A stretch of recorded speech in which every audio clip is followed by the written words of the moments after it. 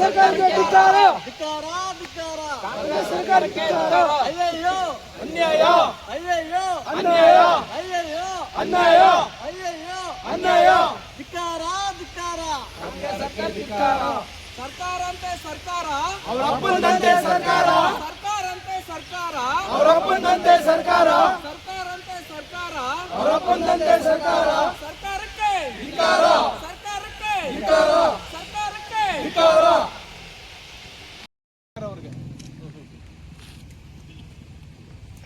ದೊಡ್ಡ ದೊಡ್ಡ ಮನೆಗಳಲ್ಲಿ ಫಿಲ್ಟರ್ಗಳು ಹಾಕ್ಸ್ಕೊಂಡು ಒಳ್ಳೊಳ್ಳೆ ಕಂಪ್ನಿಗಳ ನೀರುಗಳನ್ನೇ ಕುಡಿತಾರೆ ಅವರು.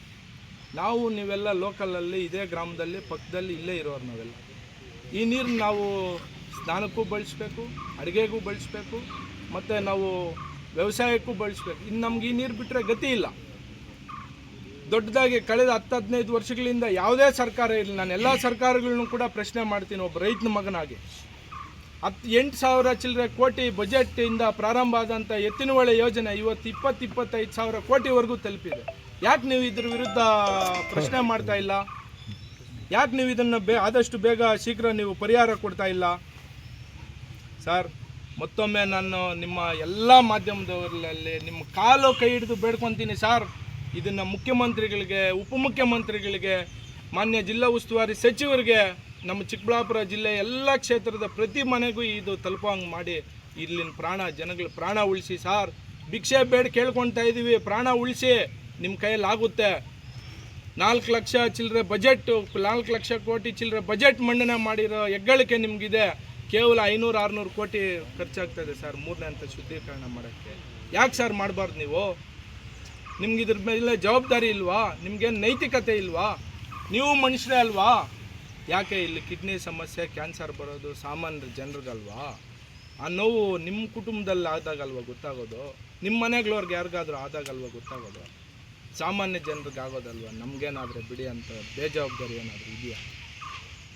ಇಲ್ಲ ಮುಂದಿನ ದಿನಗಳಲ್ಲಿ ಏನಾದರೂ ಚಿಕ್ಕಬಳ್ಳಾಪುರ ಕ್ಷೇತ್ರದಲ್ಲಿ, ಚಿಕ್ಕಬಳ್ಳಾಪುರ ತಾಲೂಕಲ್ಲಿ, ನಮ್ಮ ಗಡಿ ಜಿಲ್ಲೆಗಳು ಎಲ್ಲ ಜಿಲ್ಲೆಗಳಲ್ಲಿ ಏನಾದರೂ ಕ್ಯಾನ್ಸರ್ ಕಿಡ್ನಿ ಹಾಸ್ಪಿಟ್ಲ್ ಏನಾದರೂ ಓಪನ್ ಮಾಡಬೇಕಂತ ನಾನು ಕನಸೇ ನಾನು ಕಟ್ಕೊಂಡಿದ್ರೆ ಅದು ಇದ್ದರೆ ಹೇಳ್ಬಿಡಿ, ನಾವು ಪ್ರಶ್ನೆ ಅವಾಗೂ ಮಾಡೋದು. ಇಲ್ಲ, ಯಾರ ಮನೆಯಲ್ಲಿ ಕಿಡ್ನಿ ವೈಫಲ್ಯ ಆಗ್ತದೆ, ಯಾರ ಮನೆಯಲ್ಲಿ ಕ್ಯಾನ್ಸರ್ ಬರ್ತದೆ, ಯಾರಿಗೆ ಪ್ರತಿನಿತ್ಯ ವಾರಕ್ಕೆ 3 ಸಲ ಡಯಾಲಿಸಿಸ್ ಆಗ್ತದೆ, ಅಂಗಾಂಗಗಳ ಕಾಯಿಲೆಗಳು ಬರ್ತದೆ, ಇವ್ರಿಗೆಲ್ರಿಗೂ ಕೂಡ ನೀವು ಸರ್ಕಾರದಿಂದನೇ ಅವ್ರ ಆರೋಗ್ಯಕ್ಕೆ ಹಣ ವೆಚ್ಚ ಮಾಡೋಂಥ ಕೆಲಸ ಮಾಡಿ. ಇಲ್ಲ, ನಿಮ್ಮ ಮನೆಗಳ ಕುಟುಂಬಗಳಿಂದ ತಂದಾದರೂ ಕೊಡಿ, ಆವಾಗ ನಾವು ಇದ್ರ ವಿರುದ್ಧ ಪ್ರಶ್ನೆ ಮಾಡಲ್ಲ ಸರ್. ಮುಂಚೆ ಎಲ್ಲ ಯಾರಿಗೆ ಬರ್ತಾಯಿತ್ತು ಸರ್ ಕ್ಯಾನ್ಸರು? ಯಾರು ಕಿಡ್ನಿ ಸಮಸ್ಯೆ ಆಗ್ತದೆ? ಯಾರೋ ನಮ್ಮ ಪೂರ್ವಿಕರಲ್ಲಿ, ನಮ್ಮ ಹಿರಿಯರಲ್ಲಿ ಯಾರಿಗಾದರೂ ಕ್ಯಾನ್ಸರ್ ಇದ್ದರೆ ಪರಂಪರೆಯಿಂದ ನಮಗೆ ಕ್ಯಾನ್ಸರ್ ಬರೋಂಥ ಪರಿಸ್ಥಿತಿ ಇತ್ತು. ಇವತ್ತು ಯಾಕೆ 19-20 ವರ್ಷದ ಯುವಕರಲ್ಲಿ ಬರ್ತಾಯಿದೆ? ಕುಟುಂಬದಲ್ಲೇ ಯಾರಿಗೂ ಕ್ಯಾನ್ಸರ್ ಇಲ್ಲ ಸರ್, ವಂಶ ಪರಂಪರೆಯಲ್ಲೇ ಕ್ಯಾನ್ಸರ್ ಇಲ್ಲ. ಹಾಸ್ಪಿಟ್ಲಿಗೆ ಹೋಗಿ ಎಲ್ಲ ರೀತಿ ಚೆಕಪ್ಗಳು ಮಾಡಿದ್ರೆ ಹೇಳ್ತಾರೆ ನ್ಯಾಚುರಲ್ ಆಗಿ ಬಂದಿದೆ, ನೇಚರಿಂದ ಬಂದಿದೆ, ನೀವು ಸೇವಿಸ್ತಾ ಇರೋಂಥ ಆಹಾರಗಳಿಂದ ಬಂದಿದೆ. ಇವತ್ತು ನೀವು ಬಿಟ್ಟಿರೋ ಕೊಳಚೆ ನೀರು, ದರಿದ್ರ ರಚ್ಚ ನೀರಿಂದ ನಮ್ಮ ಚಿಕ್ಕಬಳ್ಳಾಪುರ ಜಿಲ್ಲೆಯಲ್ಲಿರುವಂಥ ರೈತರು ಕೂಡ ಪರದಾಡೋಂಥ ಪರಿಸ್ಥಿತಿ ಬಂದಿದೆ. ಚಿಕ್ಕಬಳ್ಳಾಪುರ ಜನದ ಹಣ್ಣು ತರಕಾರಿಗಳನ್ನು ಬೇರೆ ಕಡೆ, ಬೇರೆ ರಾಜ್ಯಗಳಲ್ಲಿ ಖರೀದಿ ಮಾಡೋಕ್ಕೂ ಕೂಡ ಭಯ ಬೀಳ್ತಾ ಇದ್ದಾರೆ.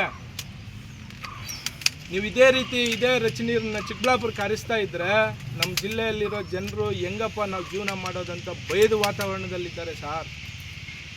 ದಯವಿಟ್ಟು ಅರ್ಥ ಮಾಡ್ಕೊಳ್ಳಿ ಸರ್. ನಿಮಗೂ ಕುಟುಂಬಗಳಿದೆ ಸರ್, ಎಲ್ರಿಗೂ ಇರೋದು ಒಂದೊಂದೇ ಕುಟುಂಬ ಸರ್. ನಿಮ್ಮ ಥರನೇ ಸರ್ ನಾವೂ ಸರ್, ನಿಮ್ಮ ಥರನೇ ಸರ್ ನಮ್ಮ ಚಿಕ್ಕಬಳ್ಳಾಪುರದಲ್ಲಿರೋ ಎಲ್ಲ ಜನರೂ ಸರ್. ಯಾಕೆ ಸರ್ ರೈತರು ಅಂದರೆ ನಿಮ್ಗೆ ಧೋರಣೆ? ಯಾಕೆ ಸರ್ ಸಾಮಾನ್ಯ ಜನರು ನೀವು ಖಂಡನೆ ಮಾಡ್ತೀರಾ? ನಿಮಗೇನು ಒಂಚೂರು ಪರಿಜ್ಞಾನನೇ ಇಲ್ವಾ? ಇದು ಇದೇ ರೀತಿ ತಾವು ಮುಂದುವರಿಸ್ಕೊಂಡು ಹೋದರೆ ಖಂಡಿತವಾಗಿ ನಾನು ಇವತ್ತು ನಿಮ್ಗೆ ಹೇಳ್ತಾ ಇದ್ದೀನಿ, ಮುಂದಿನ ದಿನಗಳಲ್ಲಿ ನಮ್ಮ ಚಿಕ್ಕಬಳ್ಳಾಪುರ ಜನದ ಶಾಪ, ಅವರ ಕಷ್ಟ, ಅವ್ರ ನೋವು, ಅವ್ರ ಕುಟುಂಬದ ನೋವಿನ ಶಾಪ ಖಂಡಿತವಾಗಲೂ ನಿಮ್ಮ ಸರ್ಕಾರದ ಮೇಲೆ, ನಿಮ್ಮ ಮೇಲೆ ಬೀಳುತ್ತೆ. ನಮ್ಮ ಪ್ರಾಣೆ, ನಿಮ್ಮ ಪ್ರಾಣೆ, ಚಿಕ್ಕಬಳ್ಳಾಪುರ ಜನ ಶಾಪ. ನೀವು ಯಾವುದೇ ಕಾರಣಕ್ಕೂ ಮುಂದಿನ ದಿನಗಳಲ್ಲಿ ಅಧಿಕಾರಿಗಳು ಕೂಡ ಬರಲ್ಲ. ನೀವು ಜನ ಎಲ್ಲ ಗಮನಿಸ್ತಾರೆ ಸರ್. ಸಾಮಾನ್ಯ ಜನರು ಕೂಡ ಇವತ್ತು ಬುದ್ಧಿವಂತರಾಗ್ತಾ ಇದ್ದಾರೆ. ನಿಮ್ಮ ಕೈಯಲ್ಲಿ ಯೋಗ್ಯತೆ ಇದು ಮಾಡೋಕ್ಕಾಗಿದ್ರೆ 3ನೇ ಹಂತದ ಶುದ್ಧೀಕರಣ ಮಾಡಿ. ಇಲ್ಲ ಅಂದರೆ ನೀವು ಚಿಕ್ಕಬಳ್ಳಾಪುರ ಕ್ಷೇತ್ರದ ನೀರು ನಿಲ್ಲಿಸೋ ರಚ ನೀರು ಬಿಡೋ ಅಂತ ನಿಲ್ಲಿಸಿ ಎಚ್ ಎನ್ ವ್ಯಾಲಿ ನೀರು ತೊಗೊಂಬನ್ನಿ, ಇದಕ್ಕೆ ಎತ್ತಿನಹೊಳೆ ನೀರು ತೊಗೊಂಡು ಬನ್ನಿ ಸರ್, ಅನುಕೂಲ ಆಗ್ತದೆ, ಶುದ್ಧ ಕುಡಿಯೋ ನೀರು. ಇಲ್ಲ ಅದು ನಿಮ್ಮ ಕೈಯಲ್ಲಿ ಮಾಡೋಕ್ಕೆ ಯೋಗ್ಯತೆ ಇಲ್ವಾ? ನಮ್ಮ ಪಕ್ಕದೂರು ಸರ್, ಕೇತನಹಳ್ಳಿ ಫಾಲ್ಸು, ಇಲ್ಲಿಂದ ನೀರು ಹರಿದು ಯಥೇಚ್ಛವಾಗಿ ಹೊರ ರಾಜ್ಯಗಳಿಗೆ ಹೋಗ್ತದೆ ನೀರು. ಅಲ್ಲೊಂದು ಮೇಲ್ದಂಡೆ ಒಂದು ಅಣೆಕಟ್ಟು ನಿರ್ಮಾಣ ಮಾಡಿ ನಿಮ್ಮ ಚಿಕ್ಕಬಳ್ಳಾಪುರ ಜಿಲ್ಲೆಗೆ ಎಲ್ಲ ಜಿಲ್ಲೆಗೂ ನೀರು ಆಗ್ತದೆ, ಕುಡಿಯೋ ಶುದ್ಧ ನೀರು ಸಿಗ್ತದೆ. ಇವತ್ತು ಶ್ರೀನಿವಾಸ ಸಾಗರ ಕೆರೆ ಹಾಳು ಮಾಡಿದ್ದೀರಾ, ಕಂದ್ವಾರ ಕೆರೆ ಹಾಳು ಮಾಡಿದ್ದೀರಾ, ಅಮಾನಿ ಗೋಪಾಲಕೃಷ್ಣ ಕೆರೆ ಹಾಳು ಮಾಡಿದ್ದೀರಾ, ಮುಷ್ಟೂರು ಕೆರೆ ಹಾಳು ಮಾಡಿದ್ದೀರಾ. ನಮ್ಮ ಚಿಕ್ಕಬಳ್ಳಾಪುರ ತಾಲೂಕಿನಲ್ಲಿ ಅನೇಕ ಕೆರೆಗಳಿಗೆ ನೀರು ಹರಿಸಿದ್ದೀರಾ. ಅದಕ್ಕೆ ಮಿಗಿಲಾಗಿ ಇವತ್ತು ವಿಸ್ತರಣೆ ಬೇರೆ ಮಾಡಕ್ಕೆ ಕೊಟ್ಟಿದ್ದೀರಾ. ಯಾವ ಗನಂದಾರಿ ಕೆಲಸ ಮಾಡ್ತೀರ್ರಿ ನೀವು? ಜನಗಳಿಗೆ ವಿಷ ಕೊಟ್ಬಿಡ್ರಿ, ಸ್ವಲ್ಪ ಕೊಟ್ಟು ಈ ನೀರಿನ ಮುಖಾಂತರ ವಿಷ ಕೊಡೋ ಬದಲು ನೇರವಾಗಿ ವಿಷ ಕೊಟ್ಬಿಡಿ. ಆವಾಗಲಾದರೂ ನೀವು ನೆಮ್ಮದಿಯಾಗಿರ್ತೀರಾ? ಯಾಕೆ ಈ ರೀತಿ ನಿರ್ಮಾಣ ಮಾಡ್ತಾ ಇದ್ದೀರಾ ಚಿಕ್ಕಬಳ್ಳಾಪುರನ? ಯಾಕೆ ಈ ರೀತಿ ದುಸ್ಥಿತಿಗೆ ಚಿಕ್ಕಬಳ್ಳಾಪುರನ ತಗೊಂಡೋಗಿದ್ದೀರಾ ಸರ್? ಮುಂದಿನ ದಿನಗಳಲ್ಲಿ ಮತ್ತೊಮ್ಮೆ ನಾನು ಸರ್ಕಾರಕ್ಕೆ ಎಚ್ಚರಿಕೆಯನ್ನು ಕೂಡ ಕೊಡ್ತಾ ಇದ್ದೀನಿ, ಆಗ್ರಹ ಮಾಡ್ತಾ ಇದ್ದೀನಿ. ಯಾಕಂದರೆ ನಮಗೆ ಕೋಪ ಬಂದಿದೆ ಸರ್, ಇವತ್ತು ನೋವಾಗ್ತಾ ಇದೆ ಸರ್, ದುಃಖದಿಂದ ಮಾತಾಡ್ತಾ ಇದ್ದೀನಿ. ಇವತ್ತು ನಾನು ನನ್ನ ಒಬ್ಬನ ಕುಟುಂಬಕ್ಕೆ ಅಂತಲ್ಲ, ಇಲ್ಲಿರೋ ಚಿಕ್ಕಬಳ್ಳಾಪುರ ಜನ ಏನು ಜನತೆ ಇದ್ದಾರೆ ಎಲ್ಲರ ಪರವಾಗಿ ನಾನು ಧ್ವನಿ ಎತ್ತುತ್ತಾ ಇದ್ದೀನಿ. ನನ್ನ ವಿರುದ್ಧ ಏನೇನು ಪಿತೂರಿ ಮಾಡೋಕ್ಕೆ ನಿಮ್ಮ ಕೈಯಲ್ಲಿ ಏನೇನು ಆಗುತ್ತೆ ಎಲ್ಲ ಮಾಡ್ಕೊಳ್ಳಿ, ಎಲ್ಲದಕ್ಕೂ ಸಿದ್ಧ ಇದ್ದೇ ಇವತ್ತು ನಾನು ಇಲ್ಲಿಗೆ ಇಳಿದಿದ್ದೀನಿ ಈ ಹೋರಾಟಕ್ಕೆ.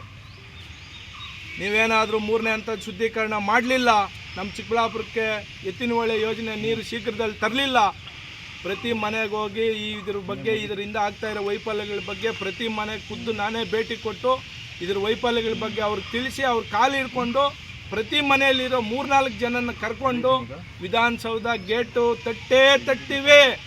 ಇದಂತೂ ನಿಲ್ಲಿಸಲ್ಲ ನಾವು. ಏನೋ ಇಲ್ಲೊಂದಷ್ಟು ಜನ ಸೇರಿ ನಾವು ಮಾಧ್ಯಮದವ್ರನ್ನ ಕರೆದು ಪ್ರೆಸ್ ಮೀಟ್ ಮಾಡಿ ಸುಮ್ಮನೆ ಆಗ್ತಾರಂತ ತಿಳ್ಕೊಬೇಡಿ.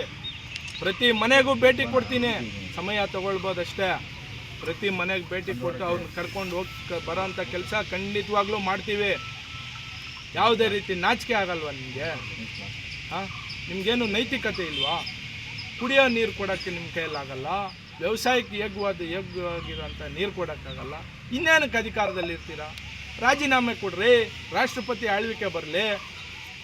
ಅವರಾದರೂ ಅವಾಗೇನೋ ಬಜೆಟಲ್ಲಿರೋ ಅಧಿಕಾರಿಗಳಾದರೂ ಜನರ ಪರ ಕೆಲಸ ಮಾಡ್ತಾರೆ ನೋಡೋಣ. ನಿಮ್ಮ ಕೈಯಲ್ಲಿ ಮಾಡೋಕ್ಕೆ ಹೋಗ್ತಾ ಇಲ್ಲ ಅಂದರೆ ರಾಜೀನಾಮೆಗಳು ಕೊಟ್ಟು ಮನೆಗಳಿಗೆ ಹೋಗಿ.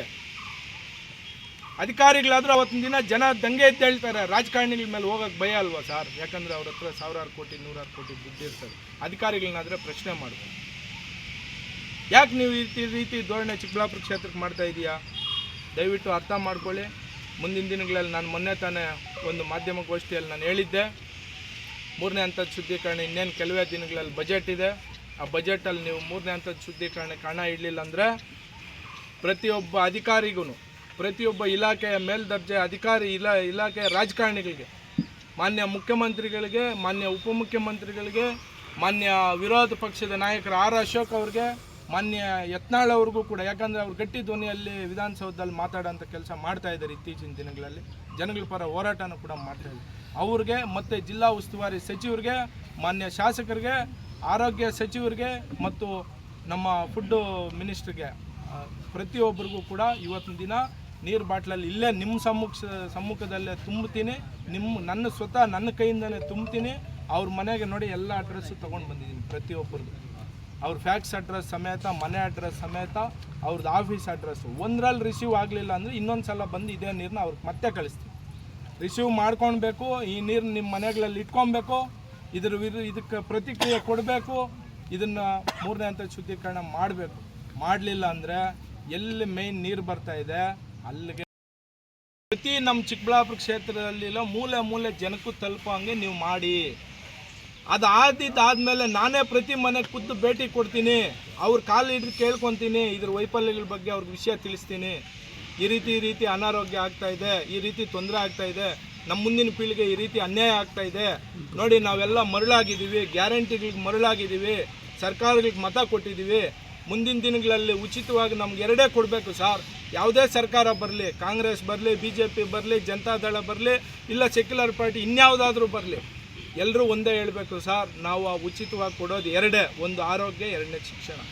ಈ ಕೆಲಸ ಆಗೋಂಥ ಕೆಲಸ ಆಗಬೇಕು. ಪ್ರತಿ ಮನೆಗೂ ಖುದ್ದು ನಾನೇ ಭೇಟಿ ಕೊಡ್ತೀನಿ. ಪ್ರತಿ ಮನೆಯಲ್ಲಿ ಇದ್ರ ವಿಷಯವನ್ನು ಅವ್ರಿಗೆ ತಿಳಿಸ್ತೀನಿ. ತಿಳಿಸೋಂಥ ಕೆಲಸ ಮಾಡಿ ನಾನು ವಿಧಾನಸೌಧ ಮುತ್ತಿಗೆ ಹಾಕ್ಸೋಂಥ ಕೆಲಸ ಗ್ಯಾರಂಟಿ ಮಾಡೇ ಮಾಡ್ತೀನಿ ಸರ್. ಅದು ತಮ್ಮ ಸಮ್ಮುಖದಲ್ಲೇ ಮಾಡ್ತೀನಿ.